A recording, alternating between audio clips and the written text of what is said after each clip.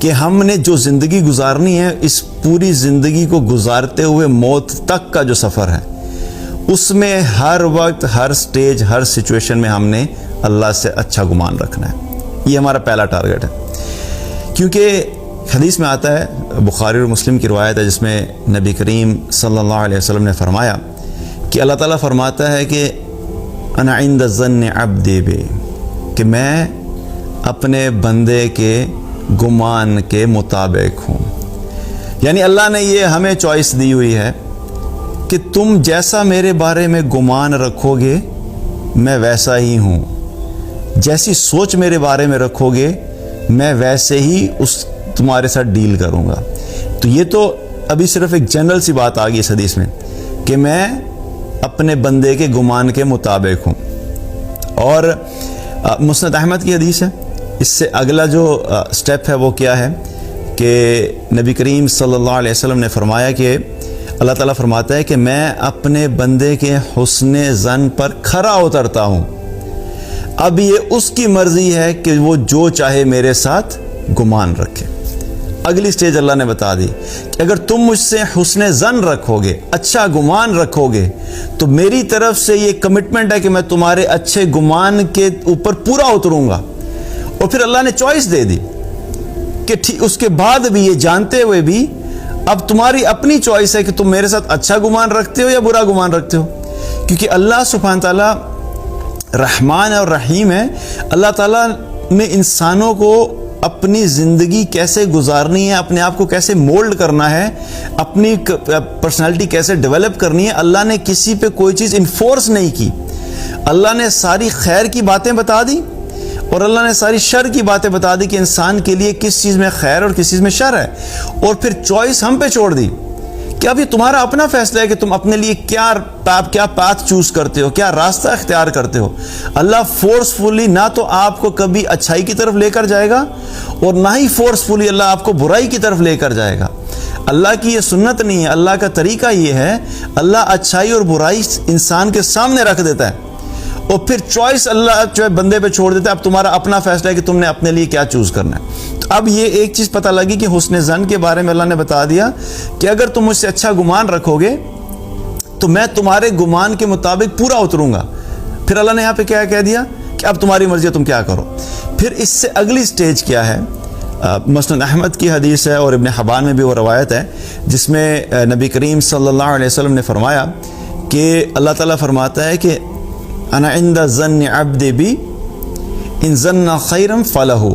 وان ظن شرا فلہ، کہ میں اپنے بندے کے گمان کے مطابق ہوں۔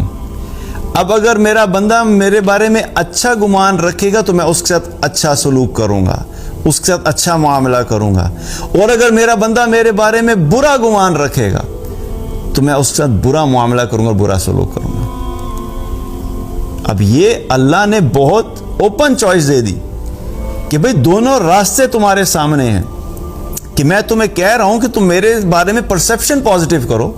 میرے بارے میں گمان اچھا رکھو، مجھ سے امید اچھی رکھو۔ جب تم میرے بارے میں پازیٹیو تھاٹس رکھو گے، پازیٹیو پرسیپشن رکھو گے،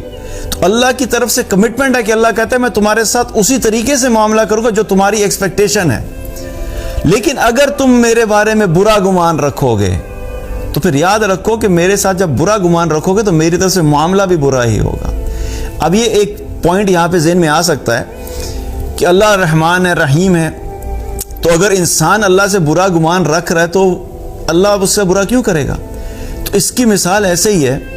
کہ انسان کو پتہ ہے، ہر انسان کو پتہ ہے کہ بھی ایک بہت گہرا کھڈا ہے آگے، اور اس کو بتایا جائے کہ بھی اگر آپ گہرے کھڈے میں گرو گے تو آپ کو چوٹ لگے گی، آپ کی ٹانگیں ٹوٹ سکتی ہیں، آپ کی ہڈیاں ٹوٹ سکتی ہیں، آپ کی جو ہے وہ ڈیتھ بھی ہو سکتی ہے، بہت گہرا کھڈا ہے آگے۔ اور انسان کو پتہ ہے کہ اس کے اندر گرنے کے بعد اس کو یہ سب تکالیف جو ہے اس کو ان کا سامنا کرنا پڑ سکتا ہے، لیکن اس کے باوجود اگر وہ جمپ مار دے اس کھڈے میں اور وہ یہ کہے جی کہ میری امید یہ تھی کہ میں جمپ ماروں گا لیکن مجھے چوٹ نہیں لگے گی، مجھے خراش نہیں آئے گی، میں تو یہ سمجھ رہا تھا کہ شاید میں چونکہ بڑا سٹرونگ ہوں تو میں اس کھڈے میں چھلانگ ماروں گا تو میں بچ جاؤں گا،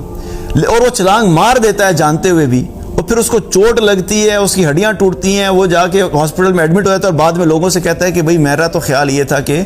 میں جمپ ماروں گا لیکن میری بچت ہو جائے گی، تو اس کو بیوقوف کہیں گے کہ نہیں کہیں گے؟ کہ بھائی اتنی آبویس چیز جو آپ کو پتا ہے اور آپ کو بتائی جا رہی ہے، اس کے باوجود آپ ایکسپیکٹ یہ کر رہے ہیں کہ میں جمپ بھی کھڈے میں ماروں اور مجھے کوئی مسئلہ بھی نہیں ہو، تو ایسا نہیں ہوتا۔ اسی طریقے سے اگر کسی انسان کو یہ کہا جائے کہ بھئی یہ جو آپ ایگزام دے رہے ہیں، اس ایگزام میں پاسنگ مارکس جو ہیں وہ 50 آؤٹ آف 100 ہیں، اگر آپ 50% لیں گے مارکس تو آپ پاس ہو جائیں گے۔ اب وہ بندہ کہ بھئی نہیں میں مارکس تو لوں گا 20، لیکن میں بڑی امید رکھتا ہوں کہ مجھے پاس کر دیا جائے گا اور مجھے شیٹ دی جائے گی اس میں پاس لکھا ہوا آئے گا، تو یہ امید کیا ہے؟ یہ بے وقوفی والی بات ہے نا۔ تو اسی طریقے سے جب اللہ سبحانہ تعالیٰ نے بالکل کلیئرلی اور اوپنلی بتا دیا ہے کہ تم مجھ سے اچھا گمان رکھو گے تو اچھا فیصلہ ہوگا اور برا گمان رکھو گے تو برا فیصلہ ہوگا، اس کے باوجود کوئی انسان یہ خود سے راستہ اختیار کرے کہ میں نے برا گمان رکھنا ہے، تو انسان کے اپنے اوپر بلیم ہے۔ جب آپ اپنے لیے خیر نہیں چاہتے تو کوئی آپ کے لیے خیر نہیں چاہے گا۔ جب آپ خود اللہ کی رحمت کو جو ہے وہ حاصل نہیں کرنا چاہتے تو پھر جبراً آپ کو رحمت نہیں مل سکتی۔ اسی لیے یہاں پہ بڑا کلیئرلی ہمیں یہ کانسیپٹ دے دیا گیا کہ ہمیں ہر حال میں اللہ سے گمان اچھا رکھنا چاہیے، کیونکہ اللہ سے اچھا گمان رکھنے کے نتیجے میں اللہ کی طرف سے خیر کے فیصلے آئیں گے، اللہ ہمارے ساتھ خیر کا معاملہ کرے گا اور اچھائی کا معاملہ کرے گا۔